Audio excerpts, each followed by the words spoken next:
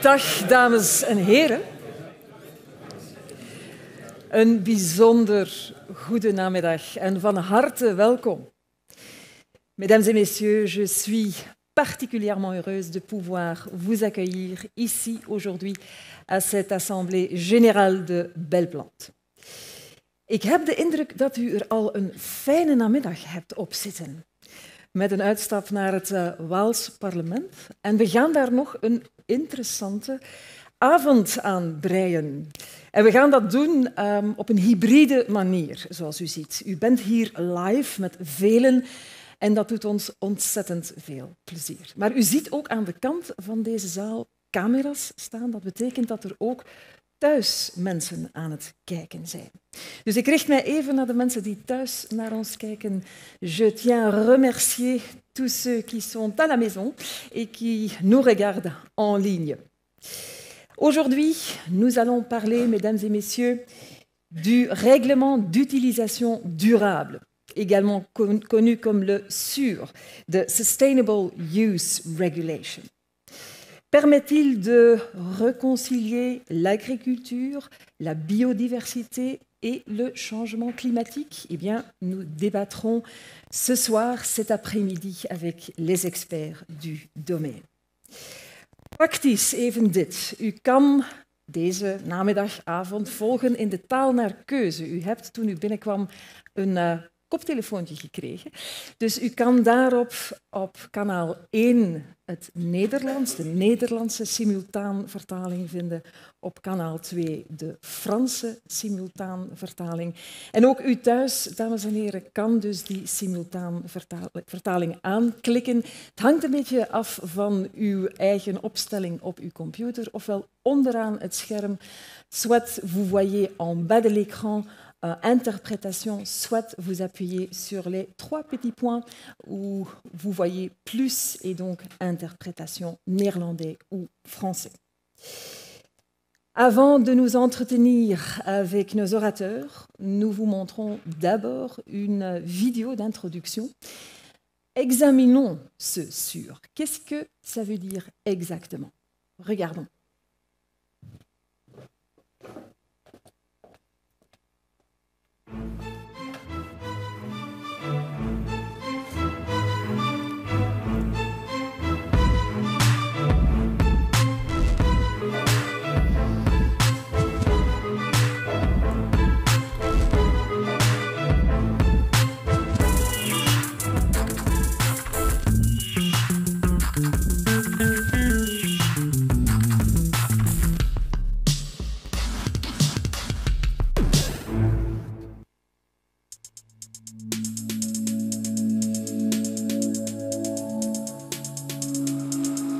La nouvelle réglementation européenne sur l'utilisation durable des produits de protection des plantes, ou SUR, vise à introduire des politiques plus efficaces. L'harmonisation des politiques nationales en matière de produits de protection des plantes pourrait contribuer à améliorer le fonctionnement du marché intérieur et entre les États membres. Donc l'Union européenne a un plan très ambitieux avec le Green Deal et la stratégie de la ferme à la table. Elle tient à devenir un leader mondial pour une agriculture plus durable, plus neutre sur le plan climatique et plus riche en biodiversité.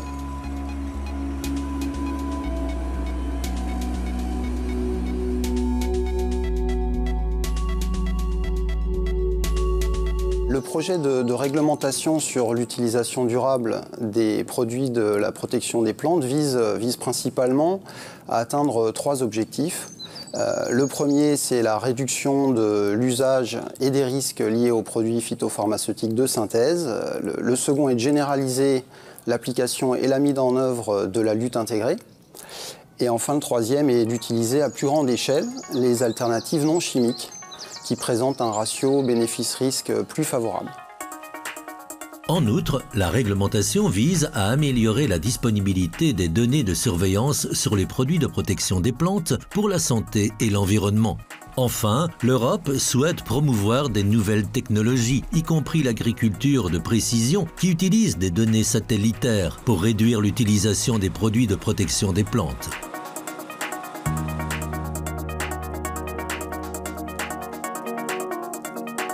Alors les agriculteurs en Europe doivent continuer à disposer de la boîte à outils la plus large possible pour protéger leur culture.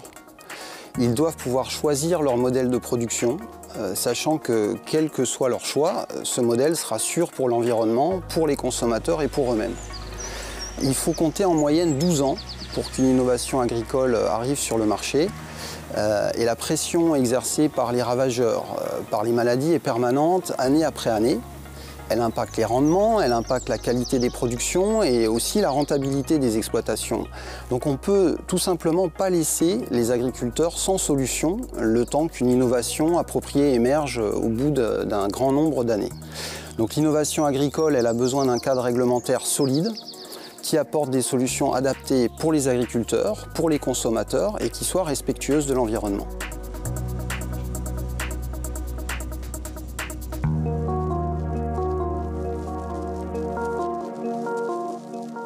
Il y a déjà eu une distinction mise en place entre les produits à usage professionnel pour les agriculteurs et à usage des particuliers.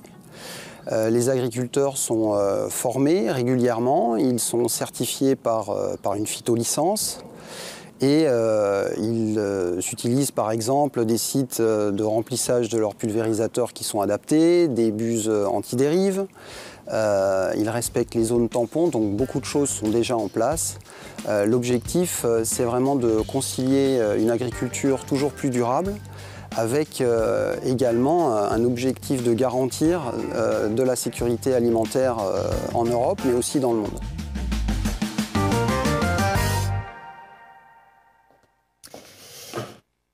Tijd voor een kort gesprekje met onze voorzitter, Sylvain Moissonnier. Sylvain Moissonnier heeft een jaar geleden de fakkel overgenomen van Martin van Geluwe. Toen ook de organisatie van naam is veranderd. En ik ga de oude naam van Belplant niet meer vernoemen hier vandaag. U zal straks horen waarom ik dat niet doe. Hè, Peter? Ik wil graag eens horen wat een jaar voorzitterschap met Sylvain Moissonnier heeft gedaan. Mesdames et messieurs, le président de Belplant, Sylvain Moissonnier.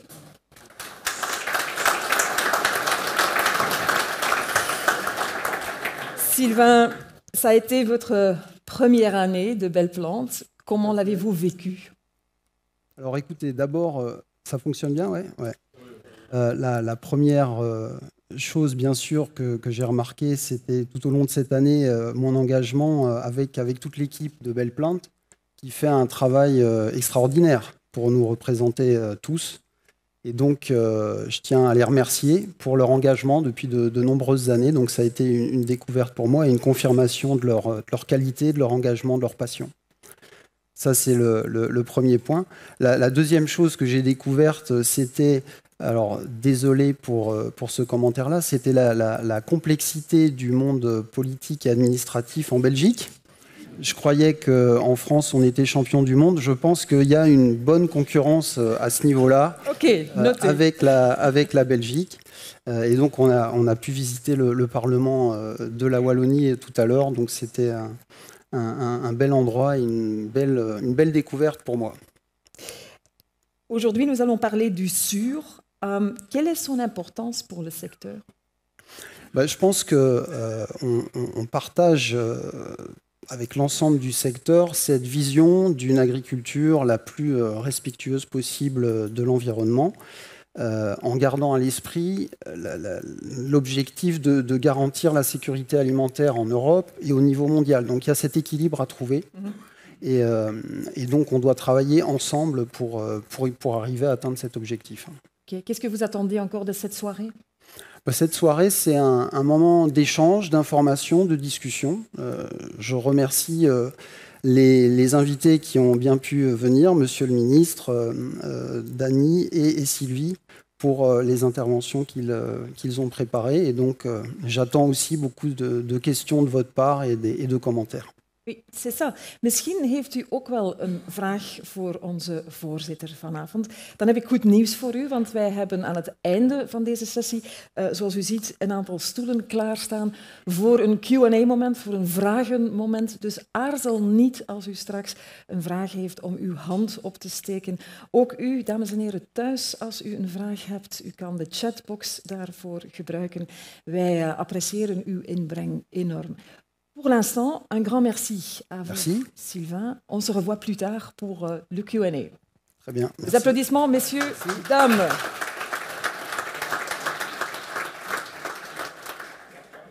En tant qu'organisation, on peut avoir une idée claire de la direction qu'on veut prendre, mais on n'y arrive jamais sans une bonne relation avec le gouvernement, avec la politique. Et c'est pourquoi nous sommes également heureux d'avoir parmi nous le ministre David Clarinval, qui a pris le temps d'être avec nous et de nous adresser, vice-premier ministre et entre autres ministre de l'Agriculture chez le gouvernement fédéral belge.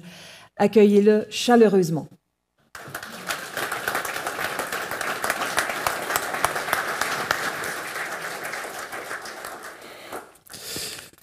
Mesdames et messieurs, bonjour. Je suis très heureux d'être parmi vous en cette fin d'après-midi pour vous parler de la directive SUR. Je vais dire à M. Moissonnier qu'il est le bienvenu à Namur. Vous savez que je suis namurois et donc ça me fait un plaisir, en tant que ministre fédéral, mais à Bruxelles, de vous accueillir à Namur, lieu de point de vue du gouvernement régional. Donc, histoire d'être compliqué, ça commence déjà au niveau de l'endroit où on se trouve. Mais donc... je vais vous parler de la directive SUR, mais aussi d'agriculture en général et surtout de souveraineté alimentaire. Donc vous le savez, vous l'avez entendu, le règlement SUR a été adopté par la Commission européenne le 22 juin 2022. Donc la Commission, ça ne veut pas dire que c'est l'Europe, puisque ce n'est qu'un des 3 organes qui composent l'Union européenne qui a adopté ce texte. Il a été publié et... il est maintenant soumis à la discussion, à la procédure officielle de décision qui est en fait composée d'un trilogue entre le Parlement, le Conseil et la Commission.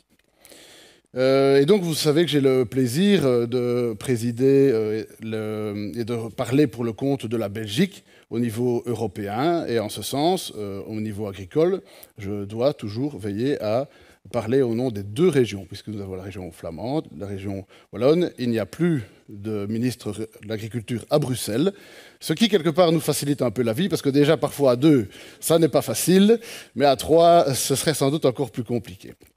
En tout cas, ce que je peux vous dire, c'est que 1 an après, puisqu'on sera bientôt 1 an que le texte a été publié au niveau de la Commission, le texte n'est toujours pas arrêté, il n'y a toujours pas de décisions qui ont été prises, ça ne fait toujours pas l'objet d'un accord. Et je ne vous fais pas, je ne brise pas un secret en vous disant qu'il y a évidemment 2 points de vue assez différents, que l'on soit sur le plan environnemental ou que l'on soit sur le plan agricole. Pas seulement au niveau européen, puisque au niveau européen, évidemment, le commissaire à l'agriculture n'a pas nécessairement le même point de vue que le commissaire à l'environnement, mais au niveau belge aussi, que ce soit au niveau fédéral, je n'ai pas toujours le même avis que ma collègue Katabi sur les matières agricoles et elle sur les matières environnementales.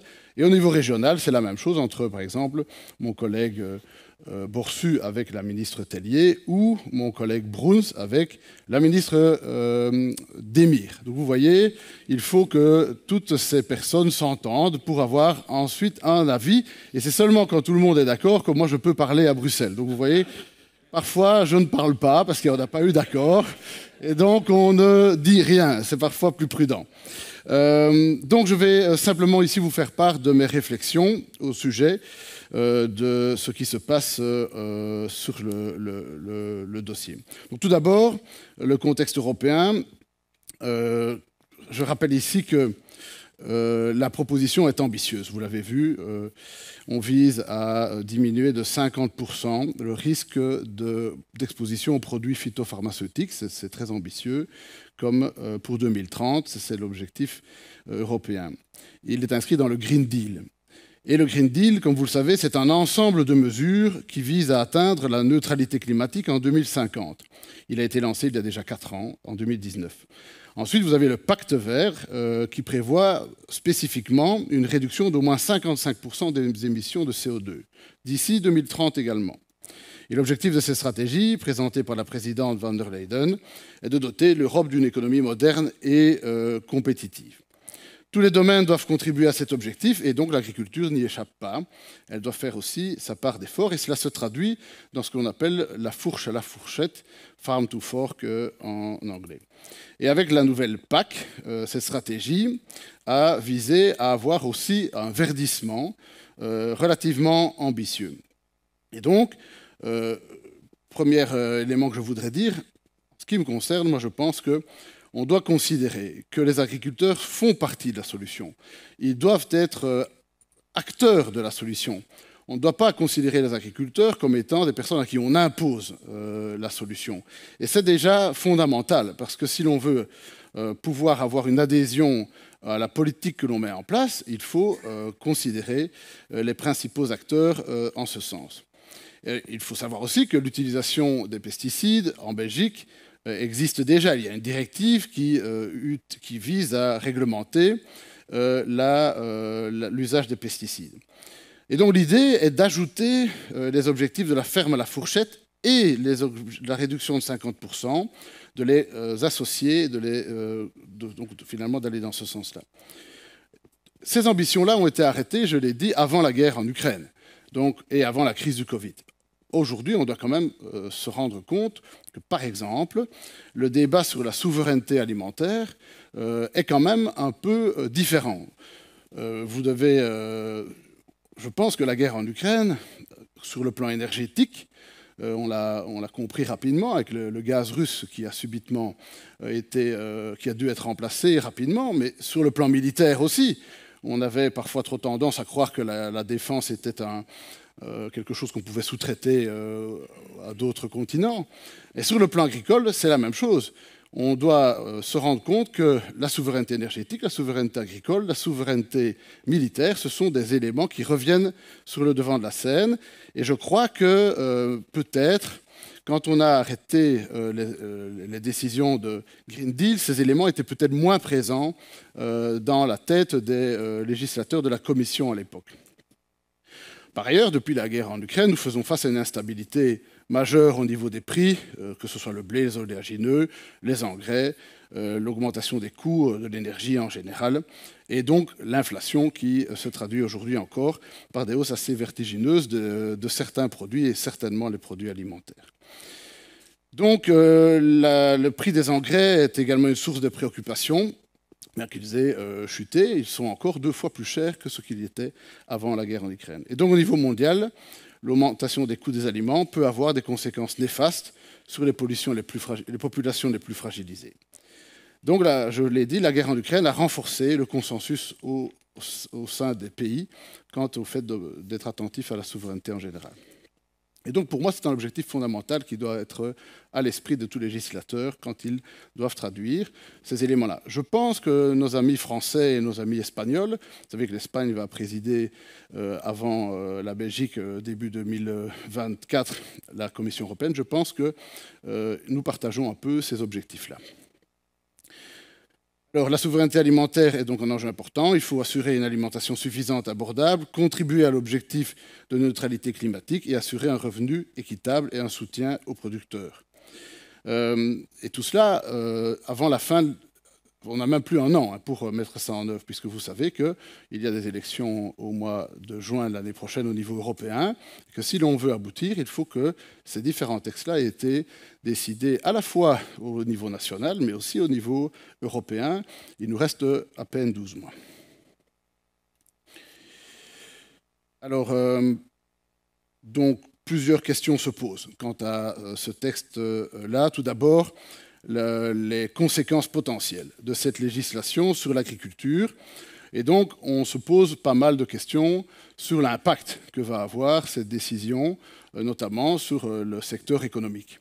Et donc, avec mes collègues européens de l'agriculture, nous avons demandé qu'une étude d'impact supplémentaire soit demandée auprès du Bureau européen d'analyse, parce que l'on considère que les éléments en lien avec la guerre en Ukraine notamment, et l'impact potentiel de ces mesures sur notre agriculture risque d'être plus important que ce qui n'a été pensé dans un premier temps.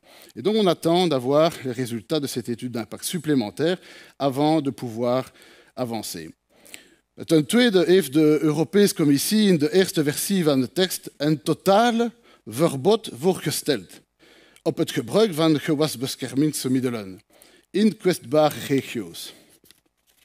De vaststelling van deze kwetsbare regio's is controversieel onder de lidstaten, aangezien het verbod betrekking had op een groot deel van het grondgebied van landen. Ten tweede moet rekening worden gehouden met de specifieke kenmerken van de lidstaten en de geleverde inspanningen.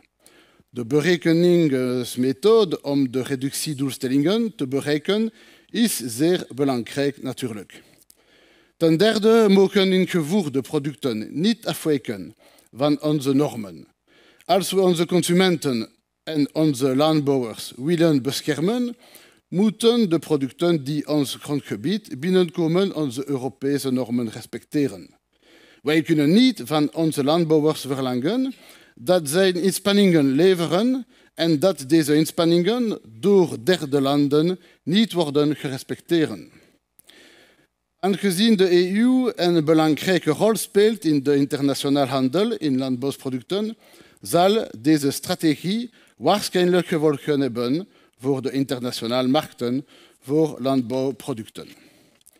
Ten slotte is het belangrijk om onderzoek te stimuleren, zodat er betrouwbare alternatieven komen voor gewasbeschermingsmiddelen en de werkzame stoffen daarvan, vooral wanneer deze uit de handel worden genomen. Wij verwachten dat de Commissie wetenschappelijk onderzoek naar alternatieve oplossingen ondersteunt, bijvoorbeeld via het Horizon Europe-programma. Bovendien heeft de Europese Commissie al aangegeven dat er een gebrek is aan duurzame alternatieven. Concluderen kan worden gesteld dat landbouwers op dit punt doeltreffende instrumenten nodig hebben om de plantengezondheid in stand te houden en opbrengstverlies op het veld als gevolg van schadelijke organismen te voorkomen. In Europa hebben we met de risicoanalyses voor het gebruik van gewasbeschermingsmiddelen en de vergunningsaanvragen een van de meest efficiënte systemen ter wereld. De gezondheid, het milieu en de biodiversiteit moeten uiteraard worden beschermd. En de voedselveiligheid en de landbouwproductie mogen niet in gevaar komen. Er zijn alternatieven nodig zodat de landbouwers ons kunnen blijven voeden. Ook de productiekosten mogen niet stijgen. Zoals jullie hebben kunnen horen, moeten er nog veel vragen worden beantwoord voordat de verordening wordt goedgekeurd. Het laatste punt dat ik met jullie wil bespreken betreft de toekomst. Het is duidelijk dat de landbouw zijn revolutie moet voorbereiden. Mijn boodschap luidt als volgt. Ik wil dat we ons bewust zijn van de rol die de landbouw reeds speelt in de ecologische transitie. Maar ik hoor de critici die zeggen dat we meer moeten doen. Landbouwers zetten zich in voor de bescherming van de planeet en het behoud van de biodiversiteit omdat zij ervan leven. Boeren zullen de eersten zijn die door deze klimaatveranderingen worden getroffen. Zij worden als eersten getroffen door droogte en overstromingen. Daarom moeten wij de meest duurzame producties ondersteunen en de overgang van de sector met mogelijke alternatieven ondersteunen. Daarbij moeten innovatieve technologieën kunnen helpen. Alle beschikbare kennis en technologieën moeten op een geïntegreerde manier worden gebruikt. Het gebruik van nieuwe landbouwtechnieken is één van de manieren om dit te doen. Precies landbouw werkt. Het gebruik van drones, bijvoorbeeld voor het diagnosticeren van plantenziekten, is een realiteit. Maar lokaal behandeling voor drones is nog niet mogelijk. Dit wordt op Europees niveau besproken. Koolstofarme landbouw maakt het mogelijk landbouwers te belonen door hun koolstofuitstoot te verminderen en tegelijkertijd dezelfde productie te garanderen. Het gebruik van alternatieven voor chemische meststoffen, zoals natuurlijk meststoffen, kan een interessante oplossing zijn om te bestuderen. België heeft dit onderwerp bijvoorbeeld op Europees niveau aangekaart. Nieuwe genomische technieken tonen ook aan dat het mogelijk is het gebruik van meststoffen te verminderen. Uiteraard vergt dit onderzoek en geduld. Het regelgevingskader voor GGO's en NGT's zal ook evolueren. Ten slotte moeten de landbouwers centraal staan bij de oplossingen voor de uitdagingen die ik vanmiddag heb genoemd. In deze context van onzekerheid en veranderlijkheid is voedselsoevereiniteit van cruciaal belang. Ik kijk uit naar de volgende sprekers en jullie eventueel vragen. Bedankt voor jullie aandacht.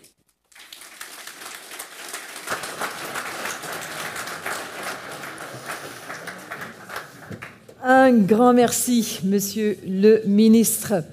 Avant de continuer avec notre prochain orateur, on va jeter un coup d'œil à la deuxième partie de la vidéo et on vous présente les mesures concrètes dans l'avenir proche.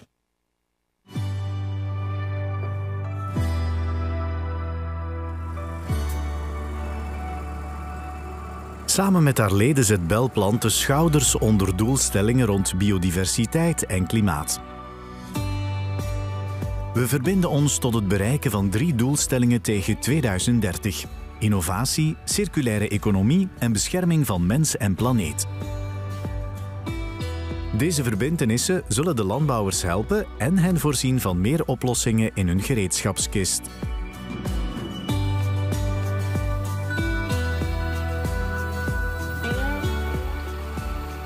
Diminuer les risques des solutions de protection des plantes, tout en assurant la sécurité alimentaire de toutes et tous, ne sera possible qu'en innovant les produits et les services.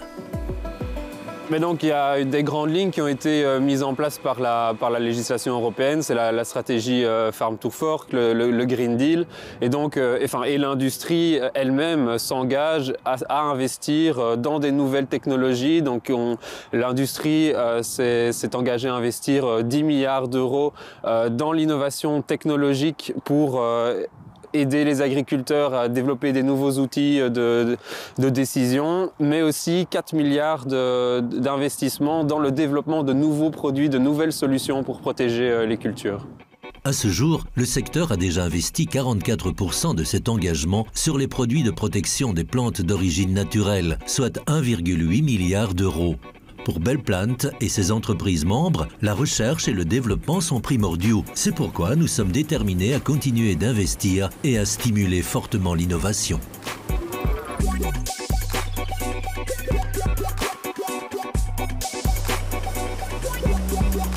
Tegen 2025 moet in alle EU-lidstaten gemiddeld 75% van de lege containers ingezameld worden. Op het vlak van circulaire economie is België koploper. Sinds 1997 haalt AgriRecover de lege plastic verpakkingen van gewasbeschermingsmiddelen op. Het inzamelingspercentage is 90%. Vele Europese landen kunnen en zullen er een voorbeeld aan nemen.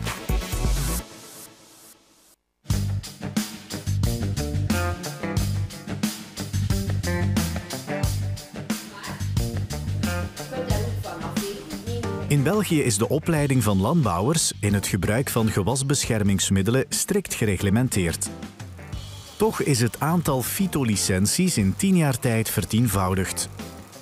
Via informatiesessies, georganiseerd door haar leden, promoot Belplant goede landbouwpraktijken, zoals het gebruik van antidrifttoppen en de verwerking van restwater om mens en planeet te beschermen. Is de Sustainable Use Regulation van Europa dan de goede manier om landbouw, biodiversiteit en klimaatverandering met elkaar te verzoenen? De einddoelstellingen die omarmen wij volop. We vragen alleen, geef ons tijd om die omslag te realiseren. En we denken ook dat Europa meer moet investeren in de toelatingsprocedures om die efficiënter te maken. Die moeten niet lakser worden, dat vragen we niet, maar wel efficiënter, dat die versneld kunnen worden en dat er voldoende middelen in geïnvesteerd worden.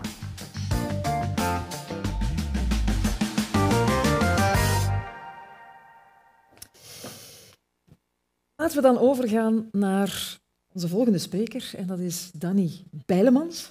Hij is algemeen directeur van het Proefcentrum voor de Fruitteelt, of PC Fruit. Het is een landbouwingenieur die zijn hart ophaalt in Limburg, tussen de fruitbomen, in een proeftuin van meer dan 62 hectare, die daar alles weet over druiven, bessen, appelen, peren, aardbeien, noem maar op. Over het hout van die fruitbomen. Hij is professor aan de KU Leuven en een gepassioneerd kenner van gewasbescherming. Vandaag heeft hij het over de trends en de evoluties in ongedierte- en ziektemanagement in de Belgische fruitteelt. Uw warm applaus voor Danny Bijlemans.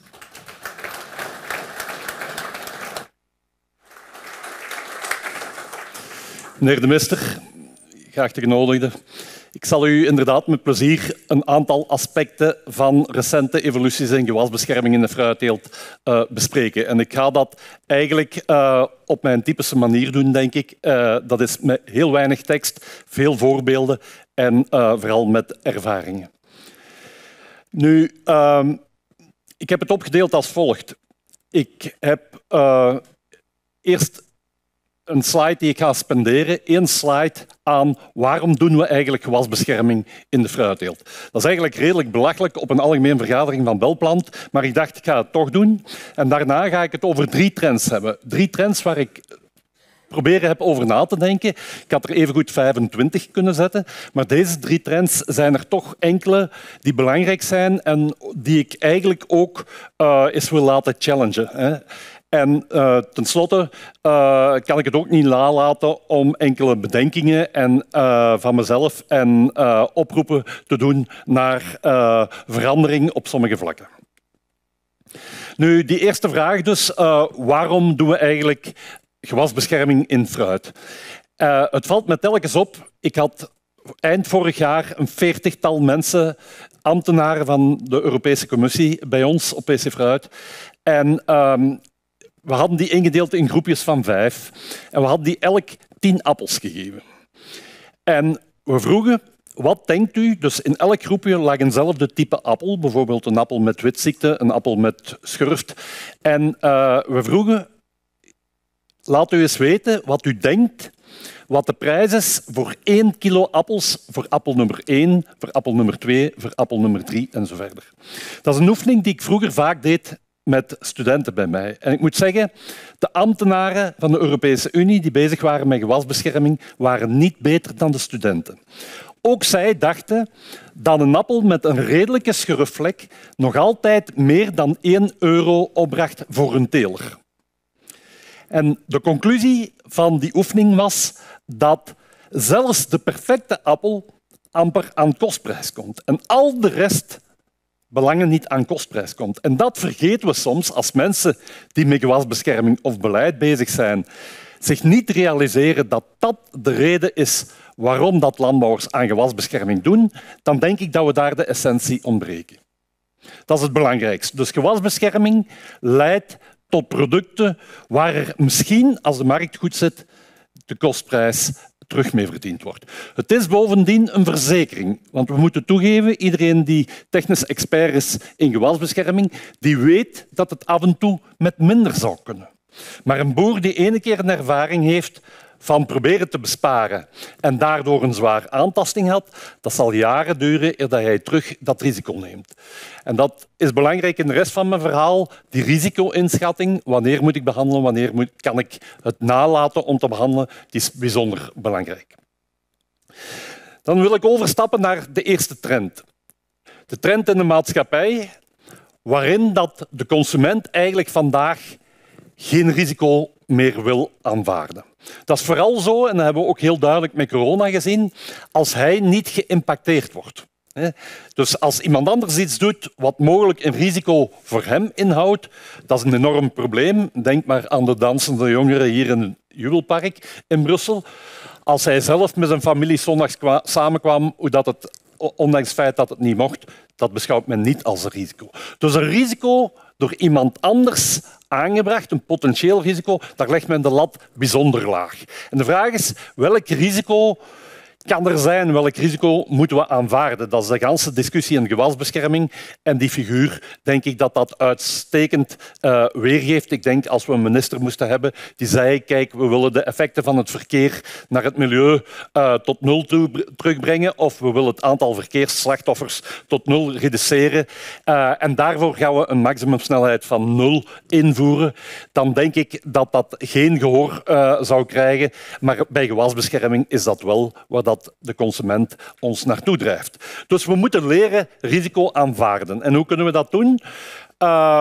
Wel, veel mensen denken dat dat eigenlijk gewasbescherming dat eigenlijk de goedkoopste manier is om te produceren, dat dat gemakkelijk kan zonder. En als ik dan met niet-specialisten praat, dan denken die heel vaak, kijk, er zijn toch resistente variëteiten.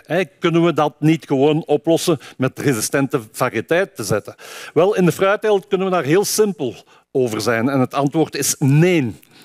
Momenteel hebben we die variëteiten niet, om diverse redenen. Het kan zijn dat we die in de toekomst wel gaan krijgen als we gene editing gaan gebruiken, dus CRISPR-Cas en zo verder.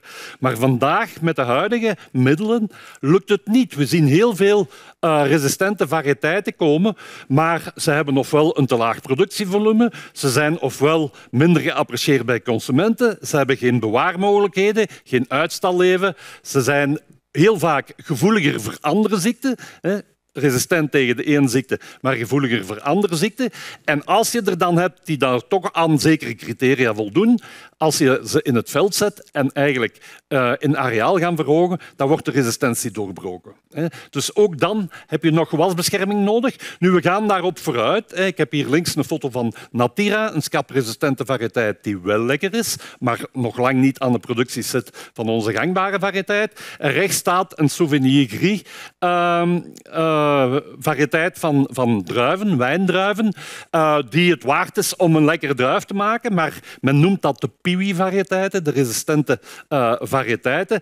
Eigenlijk de meeste mensen aanvaarden die wijn niet, gewoon omdat dat totaal andere druivensoorten zijn en het zal jaren vergen om daar wijn op grote schaal van te maken. Nu, ik denk dat de Green Deal eigenlijk een bijzonder interessante evolutie is.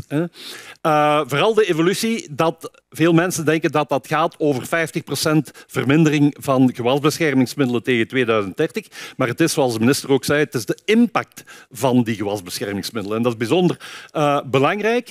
Die impact, want dat zijn we eigenlijk de laatste jaren een beetje verloren geraakt. Dus de impact en de blootstelling. Dus ik vind dat een heel goed gegeven. Deze grafiek of deze tabel kent u, ik ga het daar niet over hebben. En waar ik eigenlijk dan heel vaak moet aan denken, actief in gewasbescherming, dan denk ik, kijk, we zijn eigenlijk toch goed bezig op een aantal vlakken. Als je ziet hoe dat die gewasbescherming evalueert.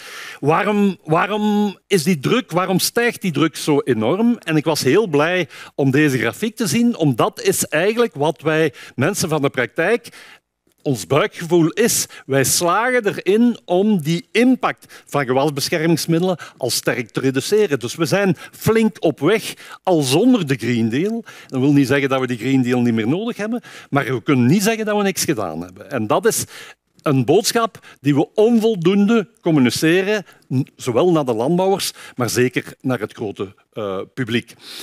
Daarbuiten heb je bij het grote publiek natuurlijk Jan met de pet, ik noem ze hier Jean en Françoise, die totaal verschillend reageren. Dezelfde personen zijn tegelijk burger, waar ze zeer kritisch zijn, geen risico willen aanvaarden, maar aan de andere kant zijn ze consument, waar ze steeds kiezen voor het goedkoopste product. En dat is eigenlijk de essentie waardoor dat een landbouwer die nog meer zou kunnen doen richting biodiversiteit, nog meer zou kunnen doen om gewasbescherming te verminderen, het niet aan kan, omwille van kosten, omwille van de tijd die er moet in geïnvesteerd worden, omdat eigenlijk niemand ervoor wil betalen. Dat is een realiteit, dat is een trend waar we rekening mee moeten houden, maar waar we de consument misschien ook eens vaker mee moeten confronteren. We gaan in PC Fruit een oefening doen, een project starten, waar we eens gaan kijken wat de impact is om te zeggen dit is de werkelijke prijs van wat we aan het doen zijn. En daarom kost je een appel zoveel cent meer de kilo ten opzichte van de gangbare. En eigenlijk op die manier de consument proberen te confronteren met zijn eigen manier van handelen. Trouwens, die perceptie van de consument is eigenlijk een beetje fout. Hier ziet u in rood de mening van wetenschappers over de risico's van ons voedsel. En u ziet dat zij vooral de risico's leggen bij een ongebalanceerd dieet, te veel vetten, te veel suikers, en bij voedselvergiftigingen, dus mycotoxines en micro-organismen in ons voedsel, terwijl de consument daar veel minder van overtuigd is en het vooral op additieven, GMO's en gewasbeschermingsmiddelen heeft. Dus er is een fout en dat is een logaritmische schaal, dus dat verschil is heel groot. Dus we moeten eigenlijk de consument meer communiceren over de werkelijke risico's van hetgeen we bezig zijn. Een tweede trend die ik heb proberen te onderscheiden is... Oei, dat is al snel. Oké, ja. Ja. Een tweede trend die ik heb proberen te onderscheiden is de invasieve soorten. Dus wij krijgen, en in de fruitteelt zijn we al een paar keer recent slachtoffer geweest, krijgen voortdurend nieuwe gasten over de vloer. En we zijn, we heten de gasten in Limburg redelijk welkom, maar niet allemaal. Deze vrucht die zien we niet zo graag komen. Dat is eigenlijk een Drosophila, een fruitsoort, die heeft een gezaagde ovipositor, dus een gezaagde eiboor. En die kan dus in rijpend fruit een gaatje maken en die kan haar ei daarin leggen. En als gevolg daarvan is eigenlijk ons gans systeem van geïntegreerde gewasbescherming om zeep. Wij waren eigenlijk in dat klein fruit heel sterk bezig met naar minder behandelingen te gaan, met biologie te gebruiken. Maar sinds die 8 jaar dat die fruitvlieg zo actief is in onze fruitsector, hebben we een gigantisch probleem. En ik noteer hier 2 records die we op PC Fruit genoteerd hebben. Een aardbei in een proef met 23 larven in. Het is misschien niks om te vertellen bij de start van het aardbeiseizoen, maar dat zijn 23 larven die daar in 1 vrucht zitten. En we hebben de populatie van die Aziatische fruitvlieg geschat in een van onze experimenten. 8 miljoen vliegen op 1 hectare. Dus dat is enorm hoe dat die beesten kunnen evolueren en enorm hoe dat die schade kan evolueren. U ziet ook hoe snel dat kan uitbreiden, zo'n invasieve soort. Dus in 2008 eerste observaties in Californië en in Zuid-Europa. In 2011 in november 1 amateur-entomoloog in Oostende vond een Aziatisch fruitvliegje. Wij waren alert, want we wisten dat er in Italië zaten. We hadden overal vlaggen hangen. Het jaar nadien 26% van de vlaggen bezet, maar nog geen economische schade. 2013 70% van de vallen bezet, geen economische schade. 1 jaar later 100% van de vallen bezet en overal economische schade. In de kersen, in de druiven, in de bessen en zo verder. En vanaf toen is het heel sterk weersafhankelijk, maar elk jaar is er veel druk. Dus zo snel kan het gaan. Dan zegt u, ja, PC Fruit doet uw werk, hè. Zorg dat er een oplossing is. Wel, hier heb ik eens opgesomd wat er allemaal mogelijk is. Zowel op het gebied van fysische controlemethoden, chemische controlemethoden, biologische controlemethoden en farm management. En in blauw staat alles op wat we geprobeerd hebben en waar we onderzoek naar uitgevoerd hebben. In het zwart, daar zijn wij niet mee bezig, maar we volgen op wat onze collega's elders in de wereld mee bezig zijn. En dan zien we dat we flink ons best gedaan hebben. Maar wat is het resultaat? Dat de winnaar deze fruitvlieg is. Dat we nog altijd geen sluitende controle hebben. Dat we nog altijd eerder moeten teruggaan naar breedwerkende middelen dan de selectieve middelen waar we mee bezig zijn. Dus we zijn er een stap op achteruit gegaan. De huidige IPM staat onder druk. En we zijn nog niet aan de oplossing, maar hier is de volgende al. De volgende is deze Aziatische stinkwans, toevallig ook uit Azië. In Italië schatten sommigen in dat de perenteelt voor een groot stuk gaat verdwijnen door dit heerschap. 500 miljoen euro schade in Italië. Dus dat is gigantisch. We spreken hier niet meer over een verveeld beestje. We spreken hier over de bedreiging van een sector. Gelukkig hebben wij in België maar 1 generatie. In Italië hebben ze er 2 en in het zuiden zelfs 3. Nu, wat is de reden van deze invasieve soorten? Hoe komen die er ineens? Ik denk dat er 2 belangrijke redenen zijn. 1, de geglobaliseerde handel zal zeker van belang zijn. En 2, maar daar zeggen we altijd tegenwoordig, de opwarming van het klimaat zal zeker ook een rol spelen. We schuiven alles op het klimaat, maar zeker die handel. Dus controles bij import, controles van quarantaine zijn bijzonder belangrijk en belangrijker dan ooit. Ten slotte wil ik het even hebben over 3 trends. Ik ga daar heel snel over, maar een aantal technische zaken waar we mee bezig zijn. Het eerste is eigenlijk de low-risk substances. Dus de risicoarme substanties, bijvoorbeeld semi-chemicaliën, plant defense enhancers, dus plantversterkers, microbiële componenten, virussen, bacteriën, nematoden en zo verder, RNAi, antibodies en plantextracten.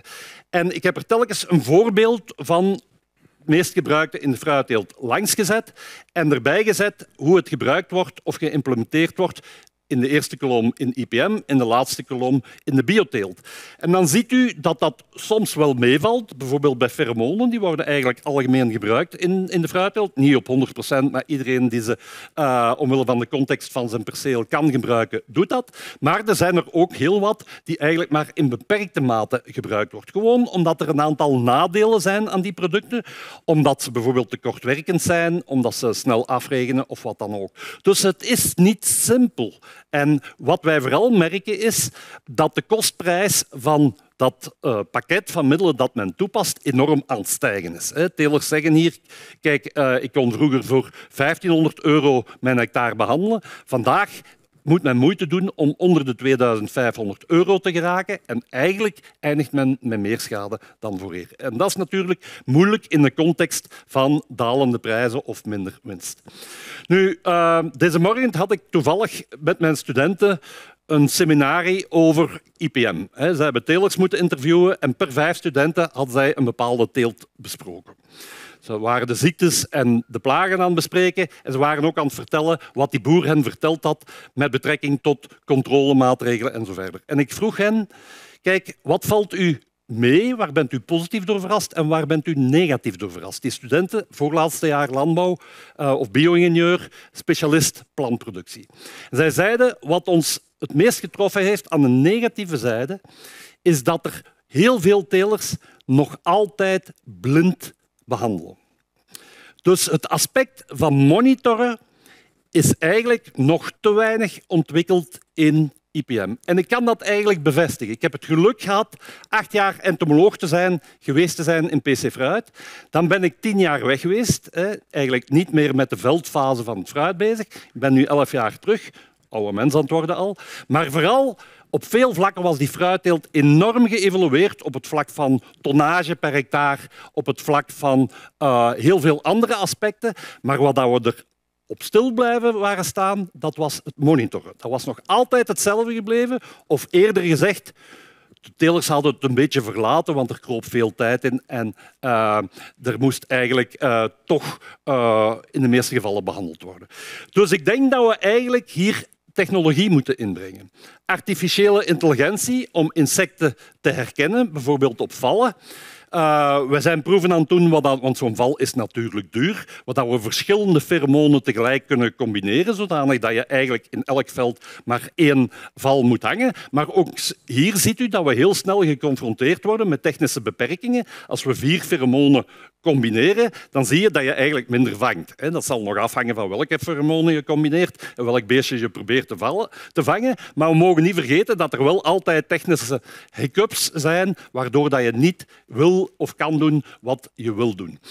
De minister heeft het ook gezegd, we moeten eigenlijk specifieker technologie gaan gebruiken om te monitoren of ook om toe te passen. Dus wij slagen er vandaag in om een perenboomgaard te monitoren, of dat nu voor irrigatie is of voor bepaalde ziektes of voor een andere stress. En dat we eigenlijk per boom kunnen zeggen, kijk, die boom moet behandeld worden, die boom niet, of een andere boom met halve dosis. Dat is vandaag mogelijk. En natuurlijk kunnen we dat niet voor alles gebruiken. Voor witziekte of schurft zal dat niet gaan, maar bijvoorbeeld voor appelbloesemkevers, om te dunnen, voor onkruiden gaat dat wel. Dat is eigenlijk een manier van toekomst. Nu, dit is het monitoren. Je moet dan ook die data interpreteren, je moet informatie geven en uiteindelijk moet je dat actionable maken, zodanig dat een teler daar iets mee kan. En dat kan alleen dankzij nieuwe technologie op het gebied van spuittechniek.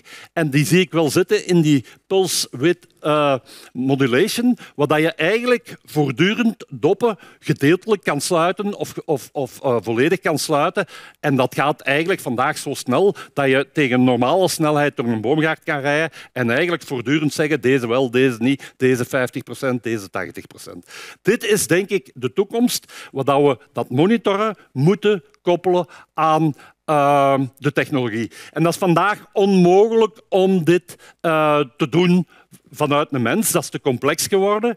Ook dit is een enorme complexiteit die gestegen is. In de jaren 90, de fruitteelt was voorloper in IPM, hielden wij in de appel bijvoorbeeld rekening met 1 heilige koe, die roofmijt. Vandaag loopt het vol met heilige koeien.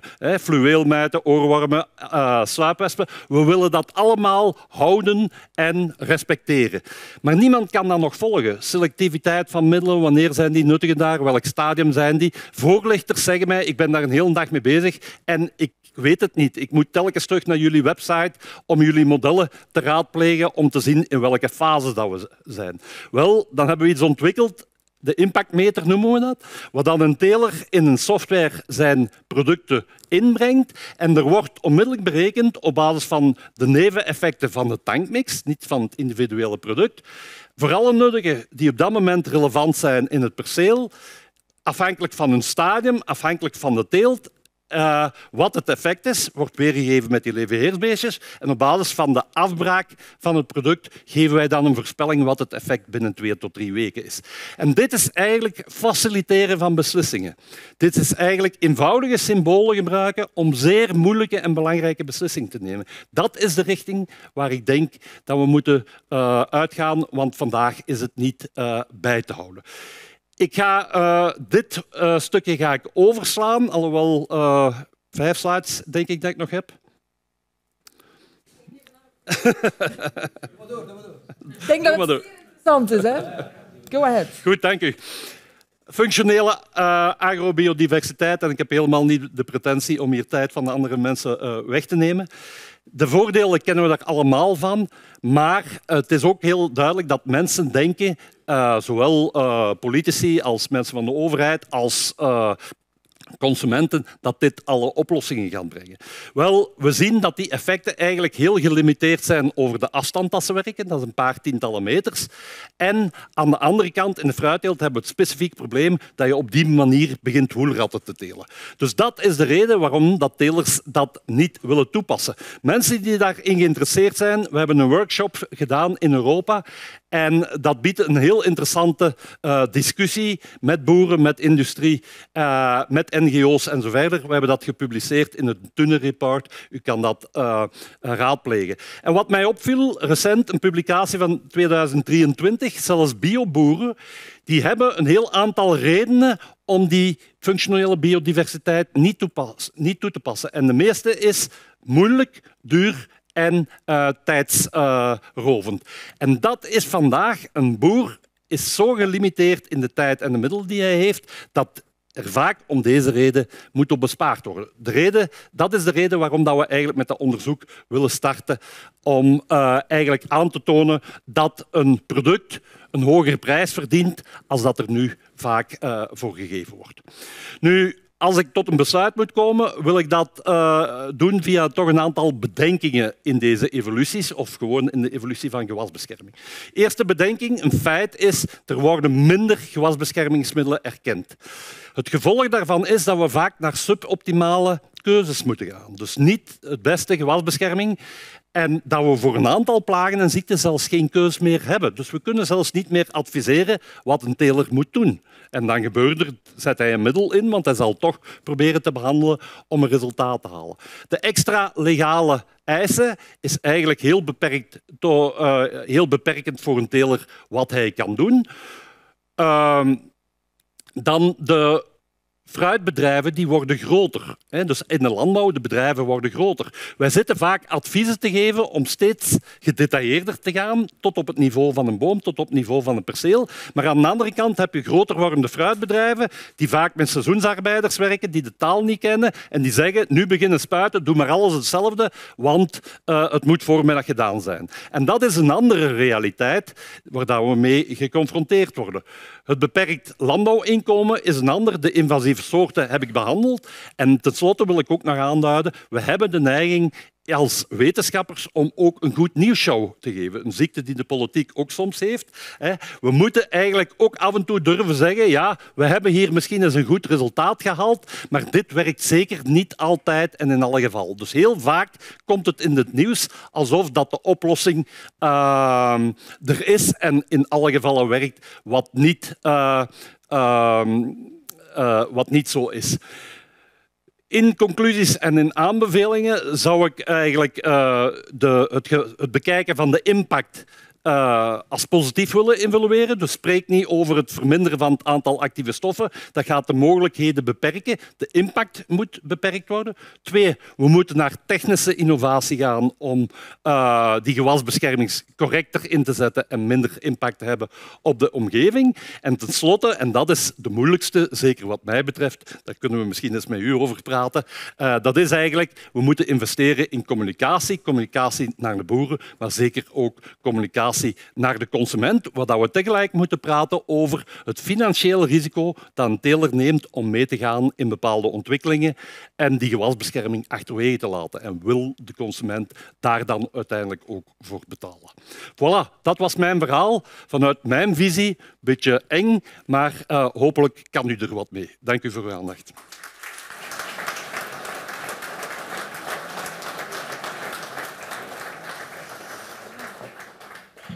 Un grand merci Danny Bijlemans. On se revoit tout à l'heure pour le Q&A ici. Nous poursuivons avec Sylvie Meekers, bio-ingénieure, directrice générale de Canopea. Fondée en 1974, Canopea est une fédération qui représente plus de 130 associations et ONG environnementales. Greenpeace, WWF, Urbagora, les Amis de la Terre, Énergie Commune, ce sont tous des membres. Ils totalisent donc près de 300 000 adhérents, ce qui leur donne évidemment une légitimité pour défendre les enjeux environnementaux auprès du politique, de la société civile et des conseils d'avis. Avec cette base associative forte et diversifiée, Canopea lutte pour une transition écologique juste et solidaire. Sylvie Meekers nous parle aujourd'hui du SUR avec une ambition à la hauteur des enjeux environnementaux. Vos applaudissements.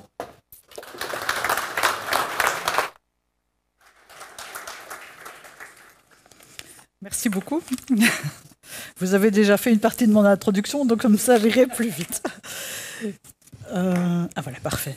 Et donc, effectivement, je voulais parler effectivement ici de la future régulation sur l'usage durable des pesticides. Et donc, je pense que tant Belle Plante que Canopea ont une envie d'une agriculture durable et prospère, mais probablement que nous n'avons pas nécessairement complètement la même vision de ce qu'est l'agriculture durable et prospère. Mais en tout cas, merci de nous avoir invités, parce que c'est la preuve qu'on est dans un dialogue et on cherche à avoir ce dialogue. Pour nous, c'est fondamental.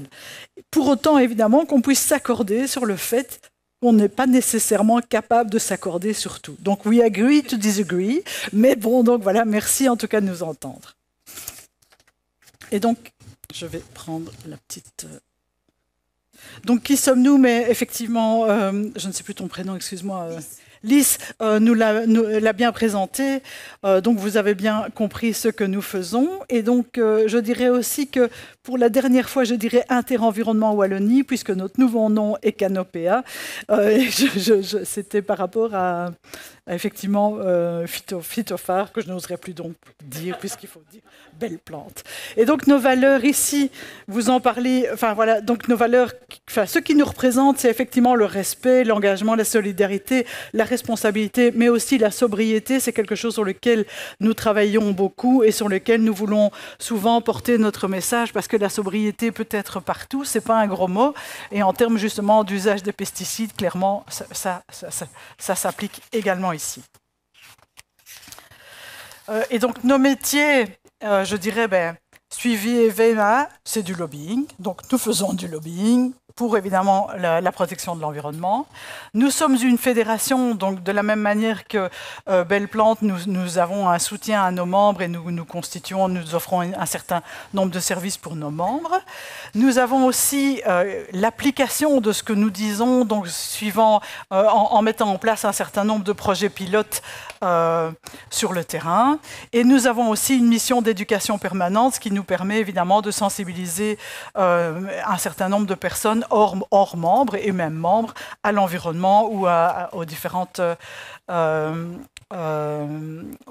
thématiques que nous abordons, puisque nos thématiques sont assez larges, comme vous le voyez ici: l'agriculture, l'alimentation, le climat, l'énergie, la mobilité, la nature, la santé, l'aménagement du territoire, le tourisme, l'économie circulaire. Nous avons donc une série de chargés de mission qui sont chacun spécialisés là-dedans, mais qui cherchent aussi à avoir une vision assez holistique et assez transversale de ces différentes matières. Et donc j'ai dans la salle des personnes bien plus compétentes que moi qui pourront vous aider si nous avons des questions précises par rapport à ces différentes thématiques. Et donc effectivement, c'est une utilisation durable des produits phytopharmaceutiques. S'il y a bien quelque chose que nous partageons, c'est bien sûr une envie de protéger les plantes. Mais nous, évidemment, nous cherchons aussi à protéger ce que vous considérez comme des indésirables et que nous considérons comme des plantes qui sont des marqueurs de la biodiversité, des marqueurs ou des garants d'une certaine biodiversité, des garants d'une protection par rapport au changement climatique, etc. Donc c'est pour ça aussi qu'on plaide pour une nécessaire transition de l'ensemble des filières agricoles. J'en ai encore eu l'occasion de discuter récemment avec le responsable de la FOI. Pour nous, évidemment, ce changement de la filière agricole doit se passer du début jusqu'à la fin de la filière. Et quand j'entends parler les différents intervenants précédents, il y a aussi une notion de prix qui est problématique en fait, et quand on voit aussi, je veux dire, l'importance que le prix de l'alimentation a, ou le prix bas de l'alimentation a dans la tête des consommateurs, c'est assez spécial, parce qu'en réalité, la part du prix de l'alimentation dans notre budget global a fortement baissé au profit d'autres dépenses qui ne sont peut-être pas non si suffisantes ou si nécessaires pour la vie. Et donc la SUR, comme l'ont dit mes différents intervenants, il ne sort pas nulle part. Il existe depuis, nous avions une directive pesticides, mais cette directive ne permettait pas nécessairement une mise en œuvre suffisante, manquait d'indicateurs de suivi, et la mise en œuvre de la lutte intégrée était assez fort, n'était pas mise en place suffisamment pour nous. Donc ici, je vais détailler 3 points d'attention sur l'utilisation actuelle des PPP, sur lesquels nous sommes actifs. Il n'y en a pas que ça, mais voilà. Je voulais parler donc d'un projet que nous avons justement mené, donc un projet sur le terrain, sur l'exposition à domicile, un certain nombre de constats sur la qualité de l'eau et les impacts sur la biodiversité.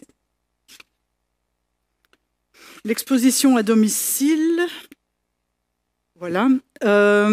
Donc il y a eu un biomonitoring humain qui a été fait par l'ICEP, qui est donc l'administration wallonne, qui indique justement que sur 4 familles de pesticides recherchés, la quasi-totalité de la population se retrouve exposée à ces différents produits qui sont organophosphorés ou pyrétrinoïdes. trinoïdes, voilà, je vais y arriver. Et donc ces résultats sont concordants avec d'autres biomonitoring européens et notamment en France. Est-ce que cette contamination entraîne un impact socio-économique ou sanitaire? Effectivement, la réponse est oui.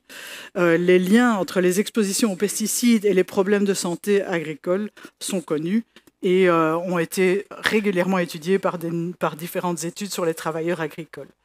Et nous avons notamment une étude qui a été faite sur 500 000 personnes à travers le monde qui ont été suivies de manière régulière. On sait qu'il y a un certain nombre d'expositions qui sont constatées et des maladies professionnelles qui sont constatées. Vous savez que la maladie de Parkinson en France est reconnue comme maladie professionnelle pour les agriculteurs. Mais voilà, donc on constate quand même un certain impact. Donc, il y a eu un certain nombre aussi d'études sur les coûts socio-économiques des PPP, qui est l'étude basique, ou basique, je ne sais pas comment. Mais donc, il faut savoir qu'en réalité, effectivement, ces coûts socio-économiques au niveau de l'Europe sont estimés à 2,3 milliards par rapport à des bénéfices pour les producteurs de pesticides de 940 millions. Donc, ça veut dire que les coûts sont 2,5 fois plus importants que les bénéfices réalisés par les producteurs de pesticides. Donc si on additionne effectivement tous ces coûts, on se rend compte qu'en fait le coût de l'utilisation de ces pesticides a un impact sur le budget, notamment du ministre Clarin-Vallet et des autres ministres, en termes justement de suivi, de régulation, d'aide à dépolluer, d'aide à transformer, à traiter les eaux, les coûts des maladies professionnelles, etc. En France, c'est estimé à 10% du budget de l'agriculture. Alors, effectivement, voilà, l'exposition à domicile, vous le savez, il y a différents vecteurs d'exposition. Les consommateurs via l'alimentation, les riverains de zones agricoles via la proximité des champs et des surfaces agricoles. Au niveau des particuliers, on sait aussi que les particuliers utilisent assez mal les produits phytopharmaceutiques et leurs alternatives. Et on voit aussi malheureusement une augmentation de l'utilisation de ces phytopharmaceutiques au niveau des particuliers, alors qu'en 2019, on avait quand même une position un peu moins mauvaise, si je puis dire. Et donc on sait aussi que certains médicaments vétérinaires contiennent aussi des pesticides, mais ça, on n'a pas beaucoup de données à l'heure actuelle. Et donc, on sait bien, voilà, effectivement, on sait aussi évidemment que plus on s'éloigne d'une zone agricole, moins on est exposé. Donc, il y a effectivement des zones tampons à prévoir. Mais tout ça, justement, on espère que ça va pouvoir se retrouver dans la SUR. Le SUR, je ne sais pas, le règlement. Alors ici, donc, c'est le projet de transparence. Donc, ce qu'on a fait, c'est qu'on a été récolté... C'est un peu rapide. Je ne sais pas où est le... Ah là.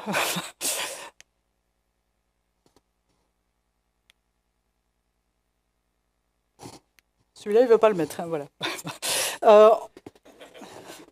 Je suis désolée, mais je vais quand même vous l'imposer. On a été collecter des poussières dans les maisons autour d'une série de champs dans un certain nombre de maisons. Et on a analysé ces poussières qui ont été récoltées dans la maison. Et donc, on a découvert ici, effectivement, 34 molécules différentes qui se sont retrouvées dans les poussières des maisons des gens. Sur ces 34 molécules, on retrouve 18 molécules qui sont autorisées en tant que produits phytopharmaceutiques. Donc, ce sont ces 11 plus 3 plus 1 plus 3. On a trouvé 12 produits qui sont considérés comme des biocides. Donc, c'est 4 plus 3 plus 2. On a trouvé 4 produits qui sont utilisés en usage vétérinaire et on a aussi trouvé 9 produits qui normalement ne sont plus acceptables ou plus autorisés en Belgique, quoi. Donc on se rend compte effectivement qu'il y a des problèmes de persistance. Ce n'est pas très clair de savoir pourquoi ces produits se retrouvent encore dans les maisons. Mais en tout cas, ça se retrouve au niveau de l'intérieur de la maison. Donc c'est bien la difficulté d'analyser, c'est bien une preuve que ces produits se retrouvent dans les maisons, mais malheureusement, on ne sait pas d'où viennent ces produits.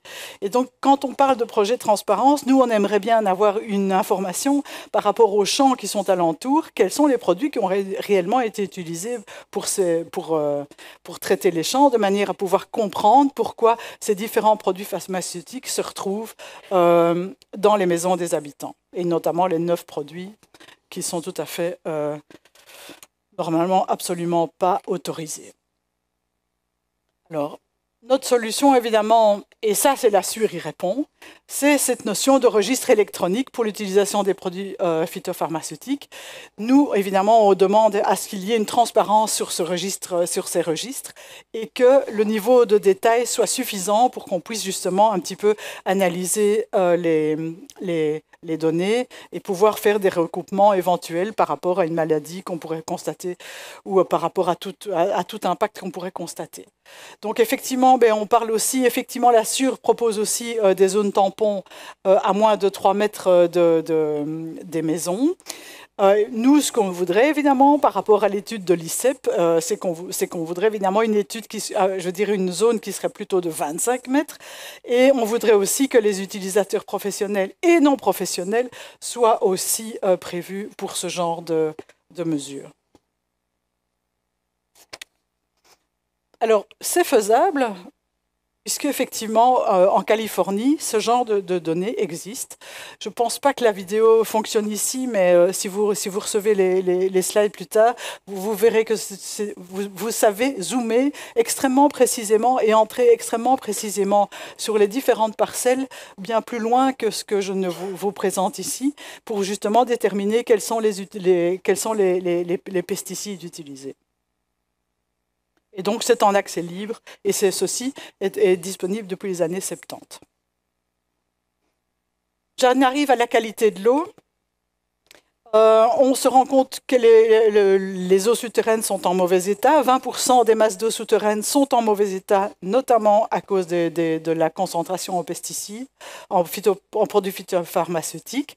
On se rend compte aussi que la situation s'empire et que donc on risque d'arriver à 35% des masses d'eau souterraines qui seront considérées comme en mauvais état. Et donc la majorité des produits sont donc le bentazole et le chloride d'azone, le métolachlore et le métazachlore, pour être vraiment précise. Mais donc voilà, vous retrouverez évidemment des organochlorés principalement dans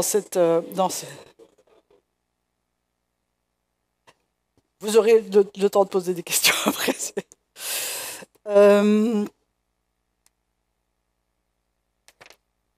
Donc, évidemment, ça se traduit sur la qualité de l'eau de distribution et donc les coûts pour les eaux de distribution, puisqu'effectivement, sur base de ça, vous vous rendez compte que 16% du volume d'eau qui est capté devra obligatoirement être traité, soit par dilution, soit par traitement ou filtration, avant d'être mis sur le réseau en raison des concentrations, justement en phyto, mais aussi en nitrate. Ok, mais je pense que ça ira. Donc, effectivement, de nouveau, nos lectures en France constatent aussi la présence de polluants émergents dans les eaux en France, y compris donc justement ces pesticides et ces métabolites dans les eaux de distribution. En France, on se rend compte que justement 45% des échantillons d'eau ne sont pas conformes et qu'effectivement, certains métabolites du chlorothalonil, qui sont justement interdits depuis 2020, se retrouvent quand même dans 60% des échantillons, ce qui est assez spécifique. Et même dans certains pourcents de ces échantillons, la concentration est au-delà. Et là, il faudrait voir aussi quelle est la rémanence de ces différents produits et pourquoi cette rémanence subsiste. Alors justement, là, la SUR y répond aussi par rapport à ce qu'on déplore, puisque à l'heure actuelle, vous avez un certain nombre d'activités qui sont interdites, comme par exemple, évidemment, les épandages bovins, les campings, les cimetières, les terrains de sport. Mais par contre, ce qui est autorisé, ce sont la pulvérisation. Donc là, pour nous, les zones de prévention de captage doivent être considérées comme des zones sensibles et on doit être certainement... Enfin, donc ce que la SUR propose, c'est d'interdire interdire l'utilisation de PPP à moins de 3 mètres de cette zone. À notre sens, en tout cas, de nouveau, cette distance de 3 mètres nous paraît fortement insuffisante. Alors en biodiversité, je ne vais pas m'attardir longtemps, mais justement cette semaine est apparu un article qui a été signalé par Nature Punt, mais c'est une étude française qui démontre justement la présence de néonicotinoïdes dans le sang d'oiseaux agricoles. Ce qui est étonnant, c'est que justement ces néonicotinoïdes sont présents et qu'ils subsistent bien plus longtemps que ce qu'on croyait par rapport à ce qu'on croyait en termes de rémanence, quoi. Et qu'on se rend compte que justement ce qui a été normalement dispersé se retrouve dans les oiseaux granivores bien plus tard que plusieurs années après. La même chose pour les chiens et les chats. Et donc ici, on attire l'attention là-dessus et on sait aussi évidemment que notre pays reste encore un premier exportateur mondial de néonicotinoïdes hors Europe, ce qu'évidemment nous contestons. Les conclusions, les objectifs de réduction font partie du cadre légal. Il s'agit de respecter la loi et effectivement de pouvoir travailler sur les impacts environnementaux.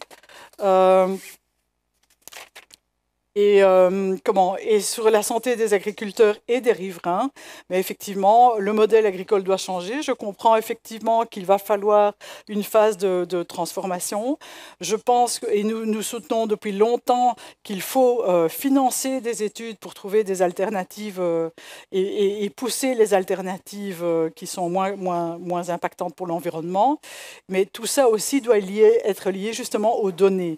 Et c'est pour ça que je vous parlais de ce registre des données, parce que tant qu'on n'aura pas de données, tant qu'on veut cacher les données d'utilisation, parce que les données de vente ne suffisent pas, mais les données d'utilisation sont vraiment fondamentales pour qu'on puisse avancer dans ces différents dossiers. Et donc, notre agriculture idéale, c'est effectivement une réduction des produits phytopharmaceutiques en collaboration avec tous les acteurs, adaptés selon les impacts sur les cultures, sur la santé, les possibilités de prévention. Le pesticide doit devenir le dernier recours lorsque la prévention et le curatif à faible impact ont été épuisés. À l'image de la médecine et de la pharmacie, où chaque intervention médicamenteuse est choisie en termes de balance bénéfice-risque et coût pour la société. On n'hospitalise pas un patient qui a le nez bouché, comme on ne traite pas une verrue, qui est pourtant un petit cancer, par une chimiothérapie. Donc voilà, je pense que je suis arrivée à la fin. Je vous présente alors mes collaboratrices, dont 2 sont ici. Donc Agathe de Fourny, qui s'occupe principalement de ressources, d'économie circulaire, mais aussi de la qualité des eaux. Anne-Laure Gebous, qui s'occupe de la biodiversité, et Sarah de Munk, qui s'occupe de la santé. Et voilà, merci.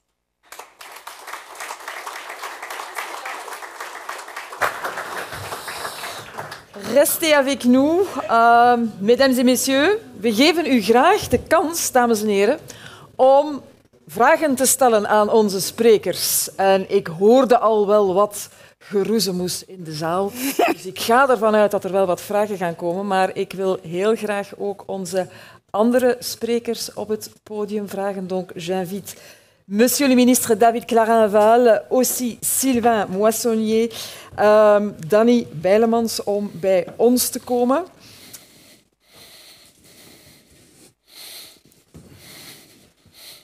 En ik kijk even in de zaal. Je vous regarde, mesdames et messieurs. Avez-vous des questions?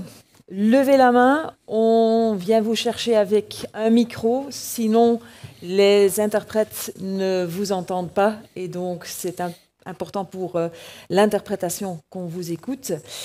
Levez la main si vous avez une question. Monsieur, allez-y, on vient chez vous avec un micro. Jules, un grand merci. Jules, allez-y. Je vais commencer par une réflexion pour terminer par une petite question. Ma réflexion, c'est: je suis agriculteur, paysan, fier de l'être, contrairement à ce que vous dites, chaque traitement, chaque application est bien réfléchi et calculé. C'est l'argent qui sort de mon portefeuille. Le vendeur de produits phyto, les produits sont chers, donc je n'ai pas envie d'en utiliser trop. Donc là, je tiendrai quand même à vous contredire parce que la phrase m'a très fort perturbé. Par contre, j'ai une réflexion. On est dans un monde de contradictions. On veut, pour l'érosion, des techniques sans labour, et on veut interdire le glyphosate. En culture bio, on met du fumier sur céréales, il n'est pas enfoui, on a l'évaporation d'azote. Je ne prends que deux exemples comme ça au hasard. Nous avons connu, il y a plus de 100 ans, des famines dues au milieu de la pomme de terre, dues au charbon des céréales, et tout ça avant la connaissance du monde phytopharmaceutique. Alors aujourd'hui, quand j'entends parler de zone tampon de 25 mètres, réduction de phyto, de très forte réduction de phyto, j'ai bien entendu le monitoring, chose très intéressante, où j'y crois énormément, mais qui a un coût. Alors, madame, moi je me pose la question, nous agriculteurs, nous discutons avec nos clients qui sont nos acheteurs. Nos acheteurs, l'agroalimentaire, le secteur de l'agroalimentaire, discutent avec le retail, qui à son tour discute avec les grandes surfaces, et puis c'est le consommateur. Êtes-vous prêt, aujourd'hui, à convaincre le consommateur qu'il devra payer sa nourriture 3 à 4 fois plus cher, aux dépens de son budget vacances? Et est-ce que vous êtes prêt à dire qu'il pourrait y avoir une année sur 5, une famine? C'est une question que je vous pose.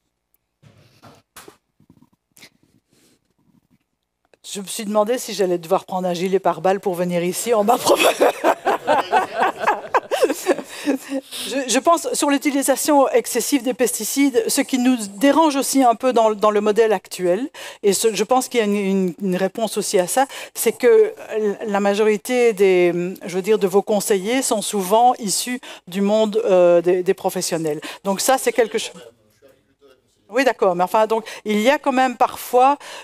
En tout cas, un risque de dérive dans le fait que le conseiller propose peut-être une utilisation trop importante de produits phytopharmaceutiques.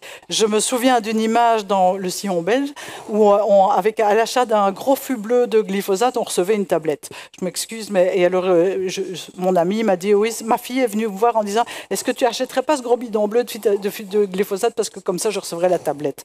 Bon, une petite tablette pour voilà, enfin bon. Donc ça c'est quelque chose qui nous dérange évidemment.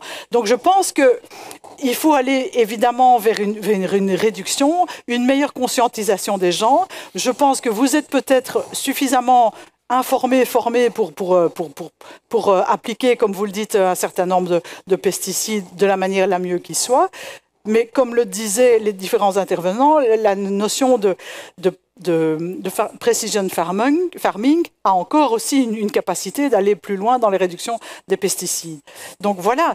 Et d'autre part, je connais des fermiers, enfin, je veux dire des paysans, que ce soit dans le nord de la France ou autre, qui n'ont absolument pas cette capacité à comprendre ce que vous dites que vous comprenez, en tout cas ici.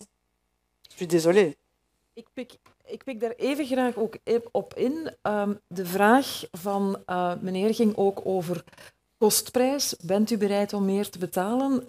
Ik kijk ook even naar jou, Dani, want jij had het ook over kostprijs. Hè? Je had het ook over weten de mensen wel eigenlijk wat het kost? En we gaan altijd naar die laagste prijs. En het klopt inderdaad, daar zit retail ook voor iets tussen. Uiteraard. Nu... Ik begrijp niet, in andere sectoren kan men producten naar de markt brengen waar men zegt een auto die heeft bijvoorbeeld extra beveiliging, extra voor u als chauffeur. Men is bereid daarvoor te betalen. In onze sector lukt dat blijkbaar niet.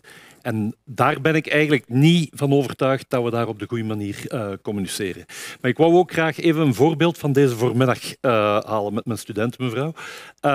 De studenten begrepen niet, die hadden met een boer, bij een teler gesproken en ze begrepen niet, die teler had eigenlijk een adviseur van een bedrijf dat natuurlijke vijanden verkoopt. Het was in een kastteelt, dus je verkoopt natuurlijke vijanden. En de boer had gezegd tegen de studenten, kijk, ik wil daar niet meer naar luisteren. Die adviseert mij te veel om chemisch te corrigeren. Chemisch, dus hij verkocht die producten niet, maar gewoon de balans natuurlijke vijanden en corrigeren met chemie, die moet je soms... Het is een kwestie van risico nemen. Hè. Je neemt een beslissing en de kost van het mislukken van een teelt is... Het risico ligt altijd bij de boer. En dat is het probleem. Daar moeten we als wetenschapper, daar moeten we als adviseur, moeten we daar eigenlijk meer tools genereren, meer inzichten in krijgen om die beslissingen beter te nemen. Ik verwijt dat de boer niet, dat die beslissingen niet altijd juist zijn. Dan moet ik vooral naar onszelf kijken, naar de wetenschap. Daar moeten we in vooruit gaan. De juiste beslissing nemen op het goede moment, wat soms afhankelijk is van het weer en zo verder. Maar dat zijn de factoren waar we nog een gigantische vooruitgang kunnen maken. Allez-y, monsieur le ministre. Moi, je voudrais quand même donner un élément en réponse à la question qui est posée. Le bureau d'études européen qui ont étudié l'impact qu'aurait le Green Deal et Farm to Fork sur l'agriculture au niveau européen, ils disent clairement que l'impact tel qu'il est aujourd'hui sera une augmentation des prix de 15% et une diminution de la productivité de 10%. Donc ça, c'est un fait. Donc le fait de choisir cette position ambitieuse au niveau mondial, on l'a dit ici, qui vise à réduire de manière importante l'impact des pesticides, mais aussi sur les autres éléments, ça va engendrer une production de nourriture plus chère et moins abondante en Europe. Et donc, on est voué à avoir un impact sur les marchés. Alors on exportera certainement un peu moins, on devra peut-être importer un peu plus, mais en tout cas, le consommateur devra payer plus cher. Ça, c'est un fait.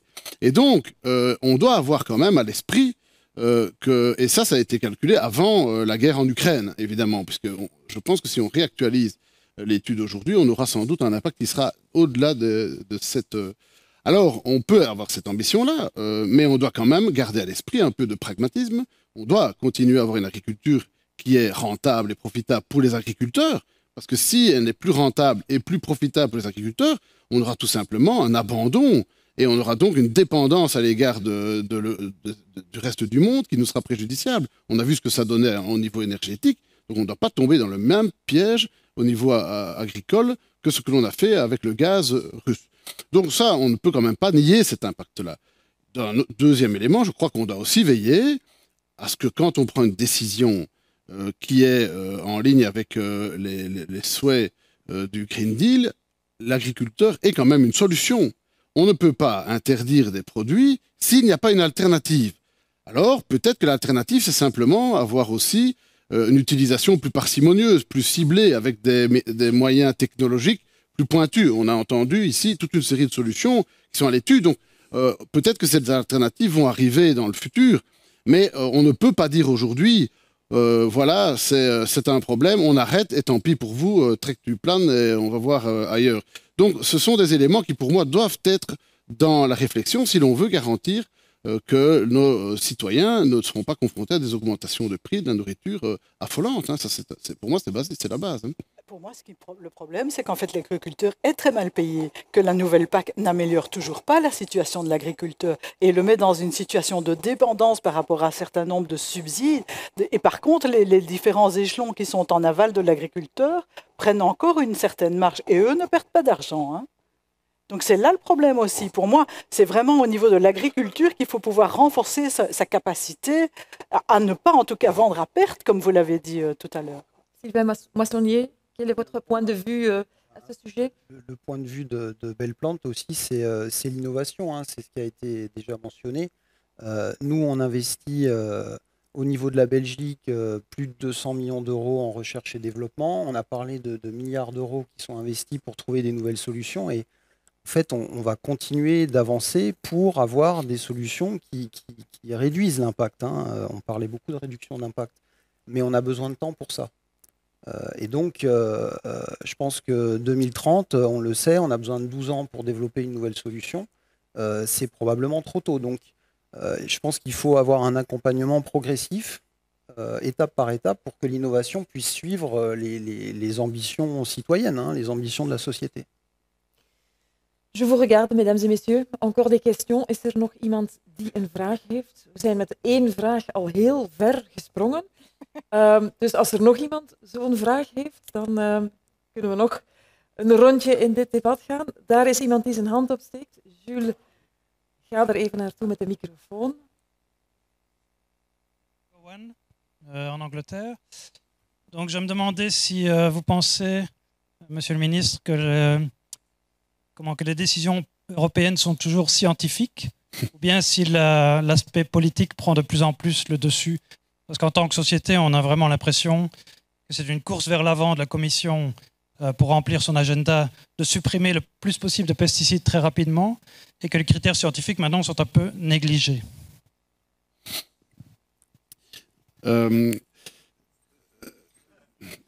Il y a un peu des deux. Pour être clair, je l'ai dit quand même assez clairement tout à l'heure dans mon intervention, je pense que la politique européenne de cette commission se veut plus ambitieuse que le reste du monde. Elle se veut exemplaire, elle se veut aussi très dure, parce qu'en fait, cela impose à tous les stakeholders des décisions qui sont parfois très difficiles à mettre en œuvre, dans des délais qui sont trop courts. Et ce n'est pas que au niveau de l'agriculture. On peut parler de la politique en matière de voitures, si vous voulez, au niveau européen par rapport au reste du monde. Et donc, il y a une part de scientifique, parce que je pense qu'il y a des études scientifiques qui se basent sur le fait que certains produits posent des problèmes et doivent donc être soit encadrés, soit interdits, soit réduits. Mais il y a aussi une volonté politique de la Commission, très clairement. Et donc, on voit, quand on a des débats au niveau du Conseil européen, où là, ce sont des ministres de l'agriculture, belges, luxembourgeois, français, qui ont une vision politique peut-être plus pragmatique qu'une Commission européenne qui est quand même tirée vers le haut par le commissaire Timmermans, que je ne citerai par hasard, pour que vous ayez une réponse à votre question très claire. On voit clairement qu'il y a une stratégie politique qui est assez radicale. Et donc, on devra trouver un équilibre. Et là, c'est de la pure politique. Quand j'ai parlé de Farm to Fork et Green for 55 au ministre de l'Agriculture américain, parce que figurez-vous qu'il est venu l'année dernière rencontrer la Commission européenne et comme Bruxelles est en Belgique, il a passé une demi-heure à Bruxelles et j'ai eu le plaisir de parler avec lui. Il ne venait pas me voir, il venait voir la commissaire, je vous rassure.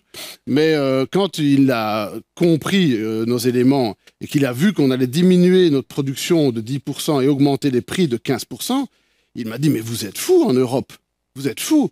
Aux États-Unis, on fait totalement l'inverse. Hein. On diminue les prix et on augmente la production. » Donc, ils ne comprennent pas. Mais ça veut donc dire qu'on est quand même seul dans le monde à avoir cette vision-là. Et on doit tenir compte de ça. Je ne suis pas sûr que les Chinois ont également les mêmes préoccupations que nous. Donc il faut être ambitieux, je persiste à le dire, mais il faut aussi être pragmatique. On ne peut pas mettre nos agriculteurs dans des impasses parce qu'il n'y a plus de solution et qu'ils produisent des prix qui sont plus du tout concurrentiels et où on va voir déferler des produits avec des normes environnementales moins dures dans le reste du monde. Ce serait totalement fou de faire cela. Et donc c'est ce débat-là qu'on a aujourd'hui. Et je pense, vous avez sans doute vu le positionnement du Parti populaire européen, qui est le plus grand parti au niveau européen du Parlement européen, sur cette question-là. La semaine dernière, le PPE, qui est quand même le parti de Van der Leyden, hein, le PPE vient de dire que peut-être qu'ils avaient été un peu trop loin, trop ambitieux et qu'il fallait peut-être corriger un peu le tir. Alors, ça ne veut pas encore dire que le Parlement va changer sa positionnement parce que d'autres partis sont présents au Parlement européen et n'ont pas changé encore d'avis. Mais je vois quand même que la guerre en Ukraine fait peut-être quand même bouger les lignes et peut-être qu'on aura une décision finale qui sera plus équilibrée que ce qui est pour moi sur la table aujourd'hui, que je trouve pour moi en tout cas personnellement beaucoup trop ambitieuse et un peu irréaliste. Vous savez, là je fais une parenthèse, je ne devrais pas, mais on a aussi voulu sortir du nucléaire en Belgique dans des délais très courts, hein, et on a vu ce que ça donne aujourd'hui. Eh bien, je ne voudrais pas qu'on soit dans la même situation avec l'agriculture dans quelques années.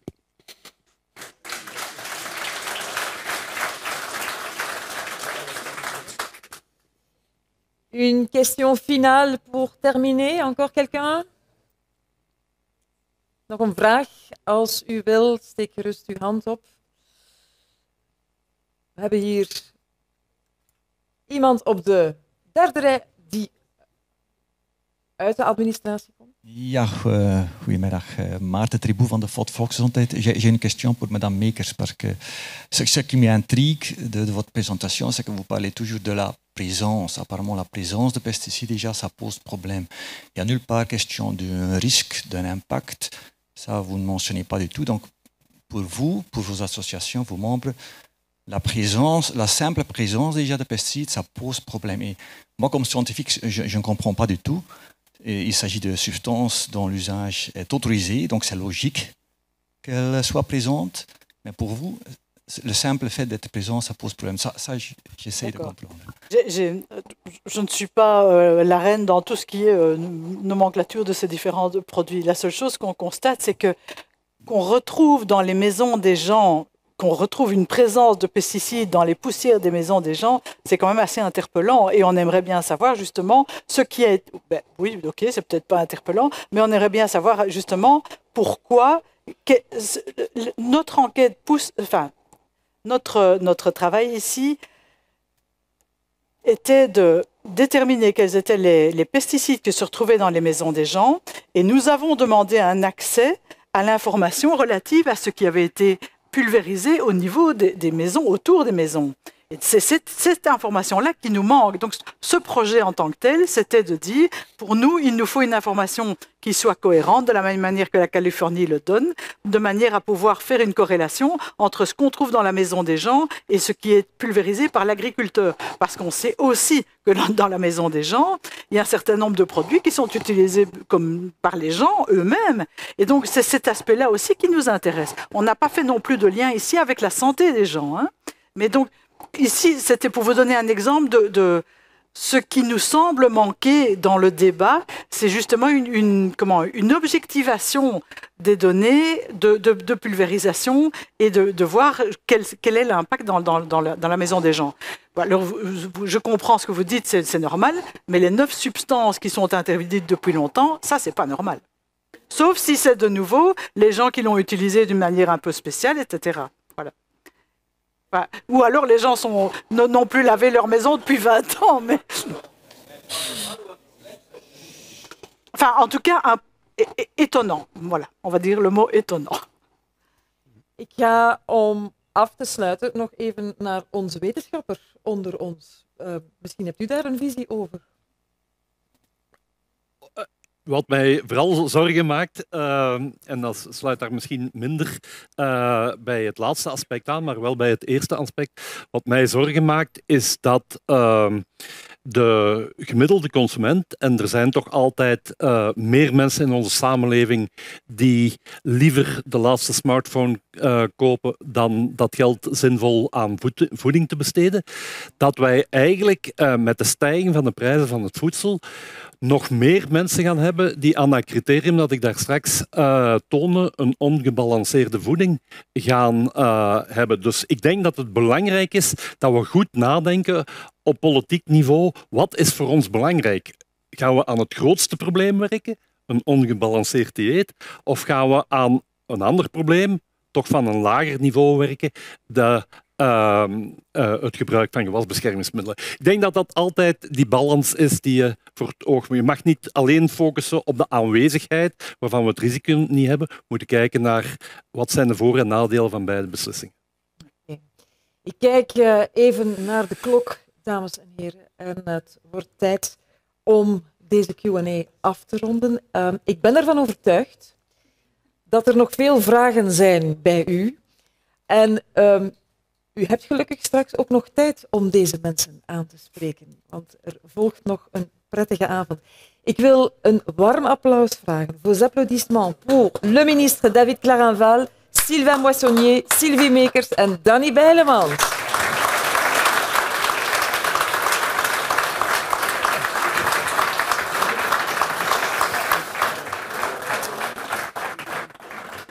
En om deze avond helemaal af te sluiten, want we zijn nog niet helemaal klaar, vraag ik heel graag de secretaris-generaal van Belplant op het podium. Peter Jaken, die zal naar aloude gewoonte deze algemene vergadering afsluiten en wil daarbij graag een aantal mensen bedanken. Geef Peter een warm applaus.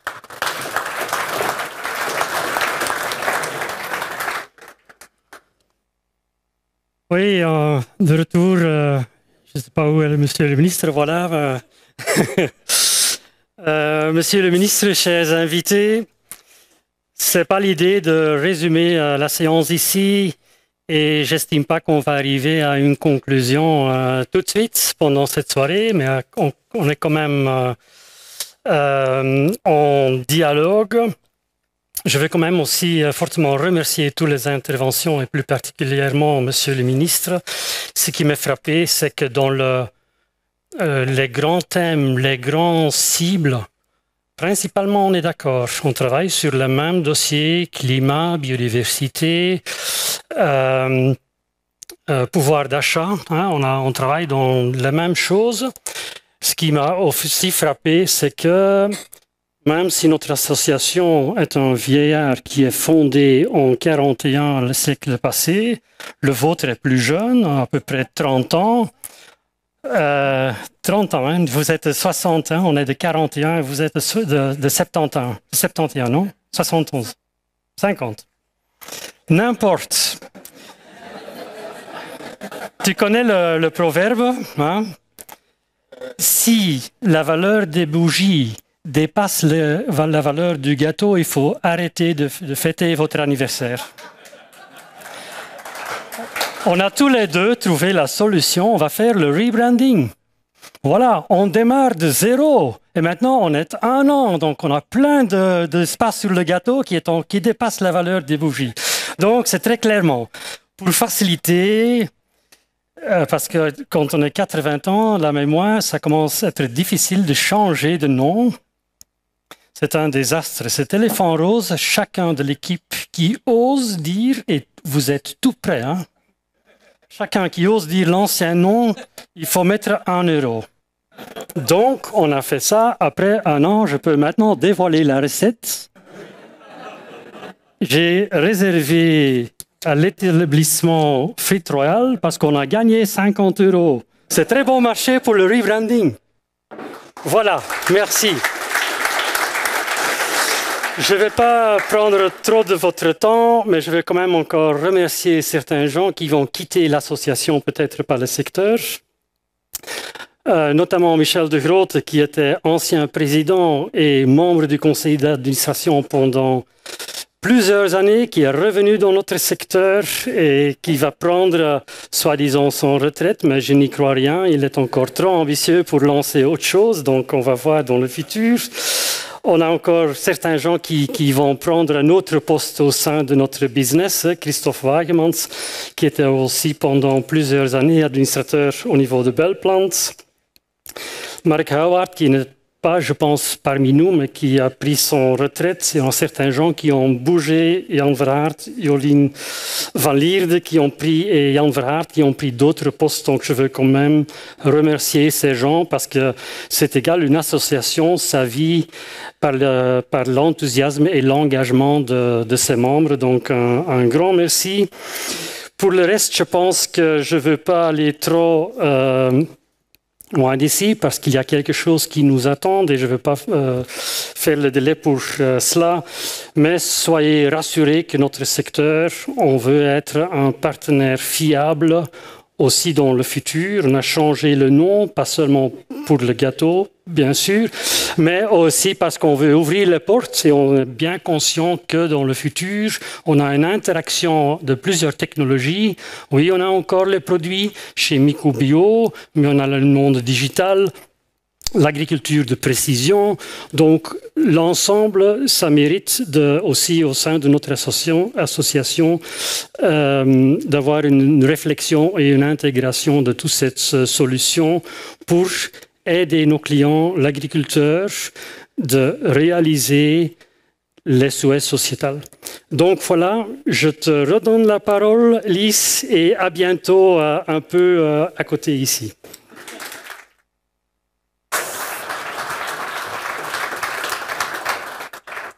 We zijn aan het einde gekomen van deze algemene vergadering en ik denk dat we allemaal toe zijn aan een glaasje, even bijbabbelen, elkaar zien, netwerken zoals vanouds. Dus we nodigen u bijzonder graag uit voor de receptie en de walking dinner. Vergeet één ding niet. U krijgt, voor u naar huis gaat, een geweldig fijn en levend cadeau mee naar huis, waar Danny Bijlemans van PC Fruit voor gezorgd heeft. Dus vergeet het zeker niet. À vous tous qui nous regardent à la maison, je tiens à vous remercier pour votre temps. J'ai hâte de vous revoir bientôt. Passez encore une bonne soirée et au revoir.